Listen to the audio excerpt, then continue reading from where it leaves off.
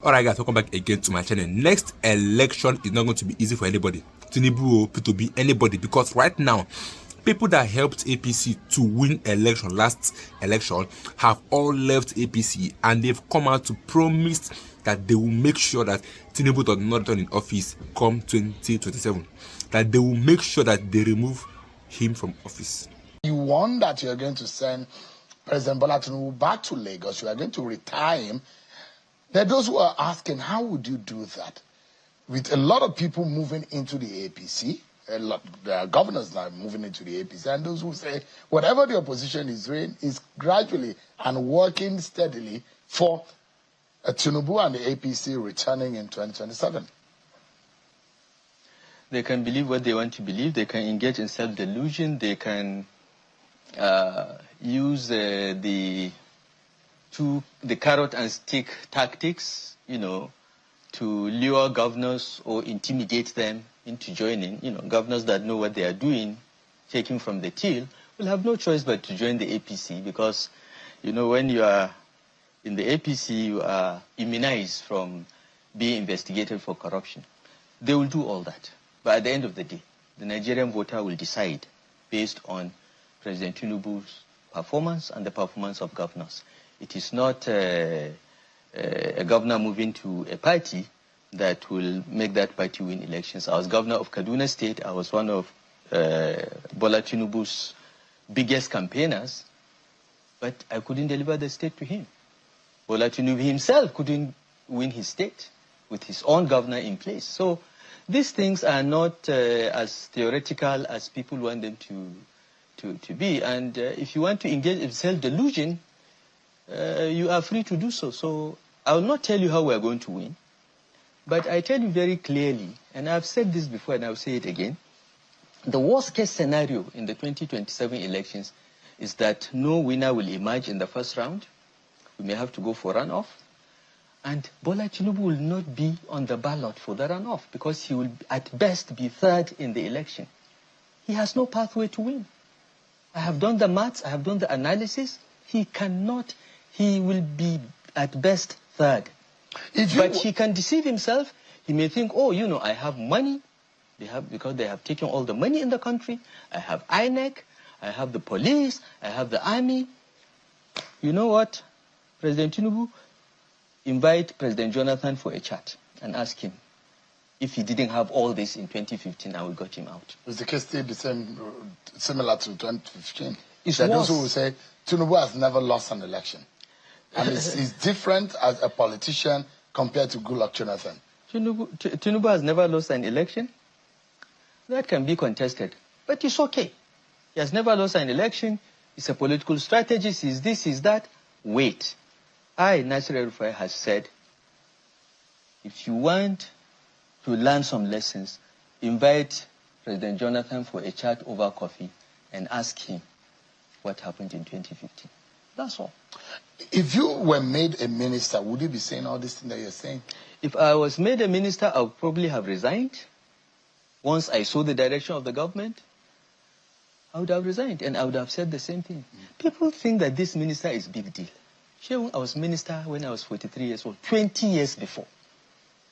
They're still talking about what I did in FCT. People forgot that I left the FCT 2007. I left the FCT 18 years ago. Okay? And I have no desire to be minister. I didn't want anything. I've made it very clear. People can come and say all kinds of things, revise history and so on. They are free to do so. As I said, people's opinion of me doesn't make me lose any sleep. I don't care. I know who I am. I know what I am. I sleep well every night. And I don't need anyone to validate me or your criticism to affect me. Because your disqualification was based on security, that you're a threat, you're a security threat. Yes. And that's why. Yes, and I'm still around. Couldn't have you in government. I'm still around. But Bella Turji is not a security threat. Dogo Gide is not a security threat. Every day they announce they have killed one, but the most important terrorists are still roaming the streets. The security story is all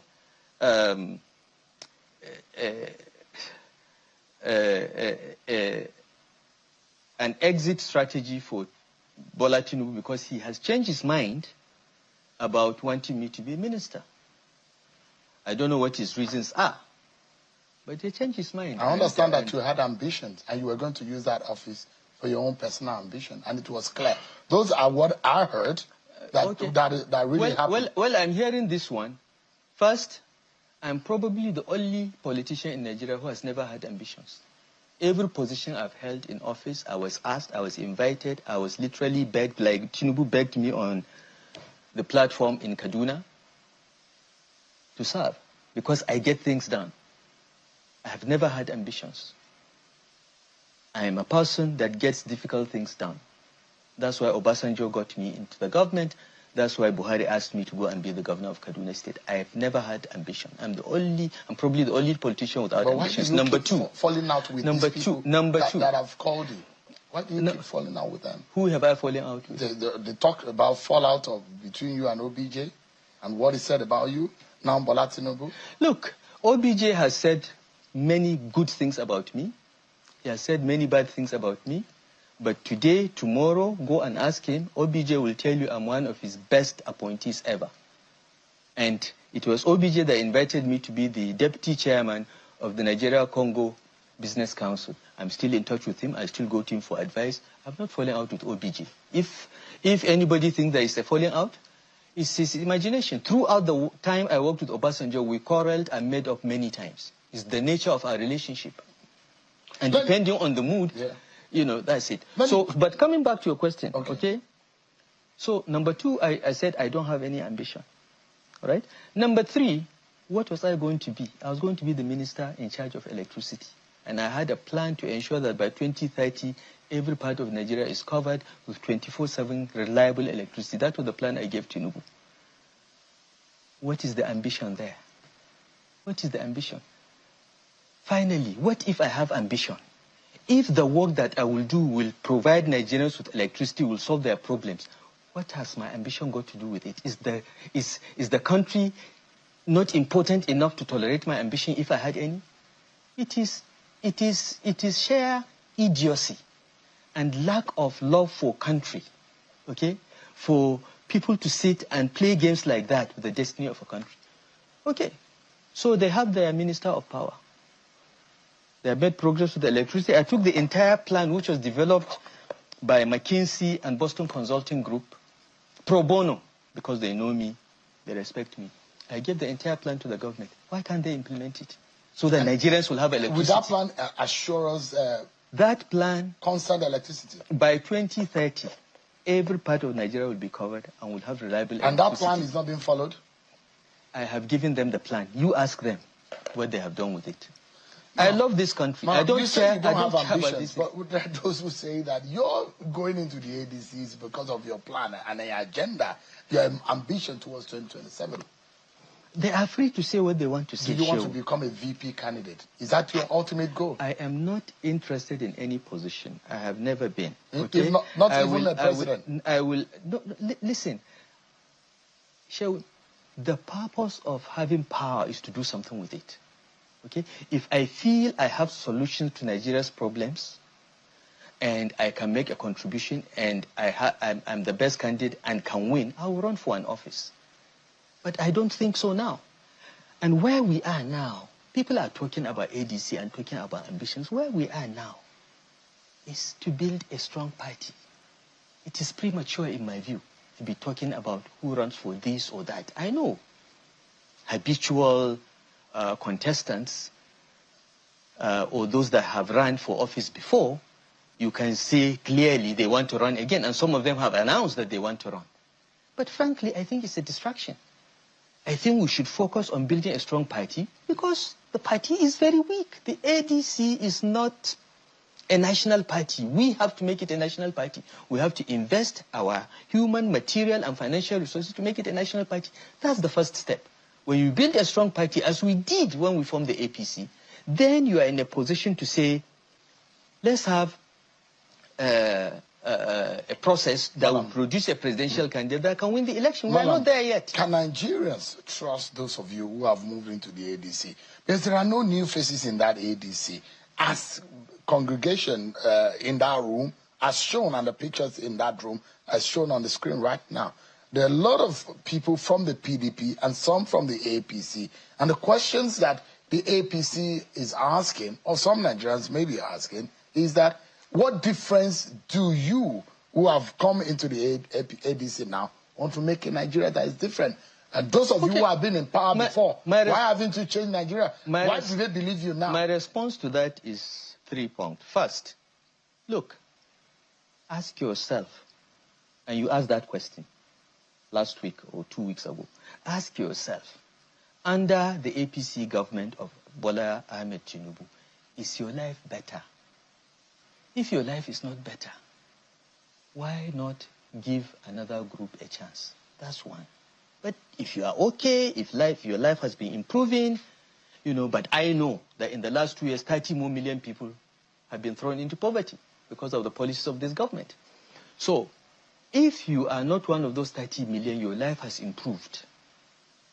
By all means, stay with APC. Number 2, where do you want the politicians in ADC to come about? Do you want them to come from mass? Or they have never been in politics?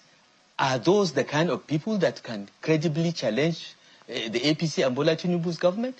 We from the APC, we know where the dead bodies are buried.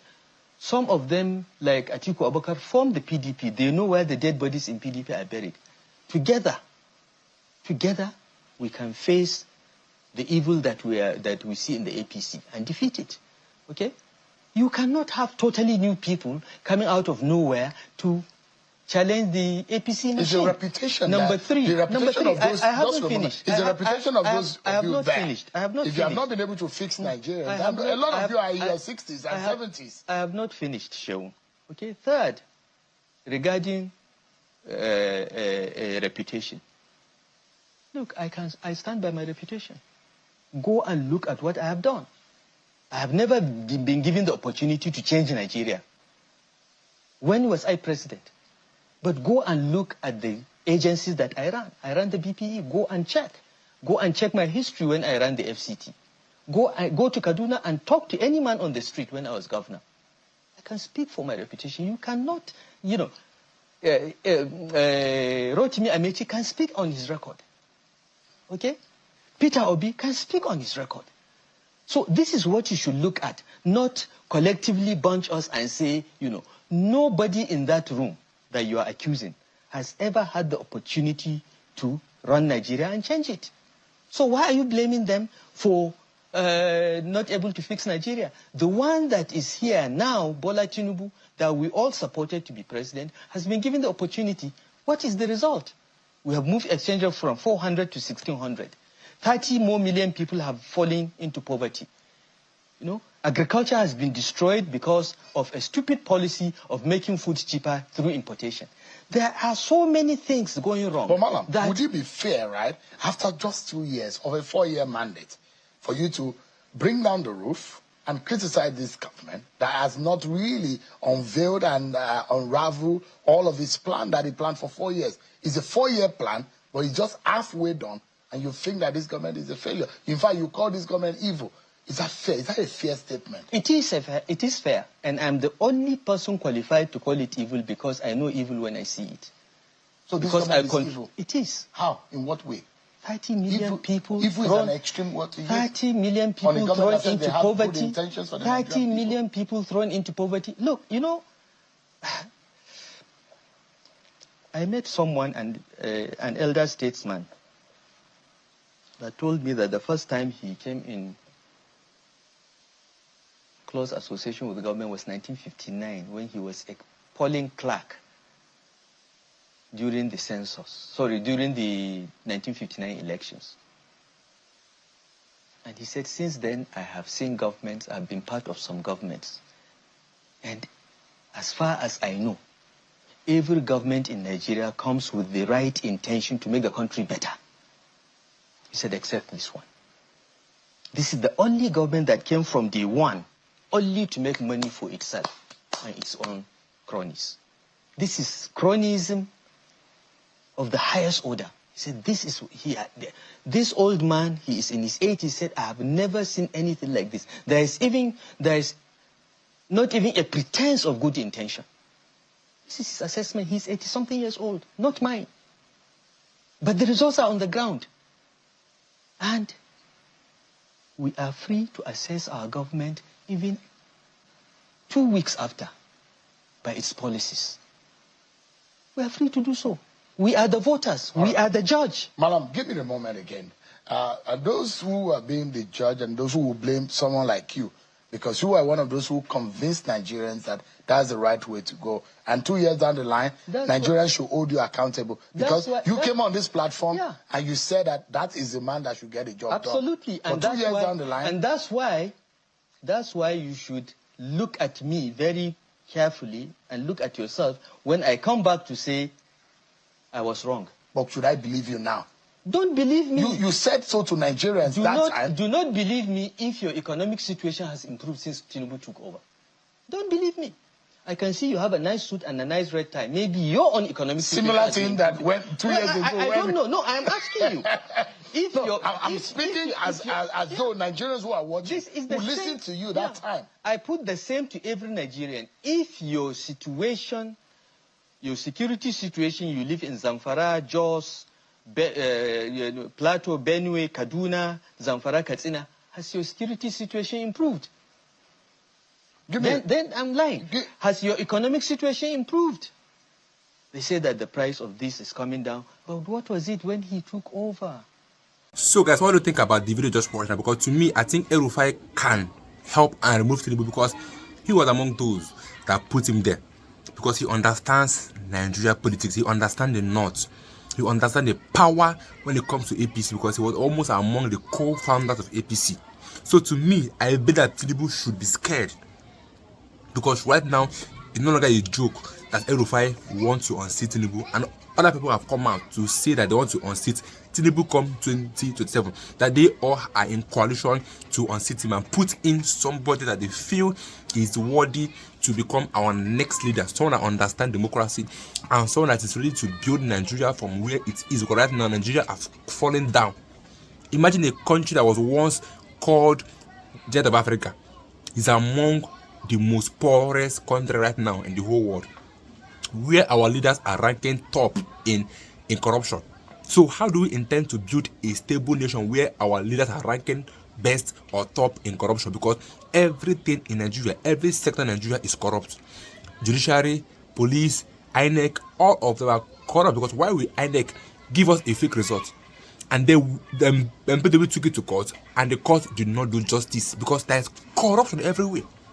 So we need someone that understands the politics and someone that is capable of becoming our leader. And that person is Peter Obi. He's competent, he has integrity, he has led for how many years in Anambra State, and then that AFCT have not found anything to hold against him. Not even one thing, not even a shade of hair to hold against him. It's because this man has proven himself to be blameless. You cannot hold him in any way. Try your best. You can't find people to be blameless in any angle. This is how pure and how real P2B is, and that's why people are not supporting him and leaving APC, because they see that this APC are just bound to destroy our country down to the floor. So let me get your views in the comments. I'll be seeing you guys in my next video.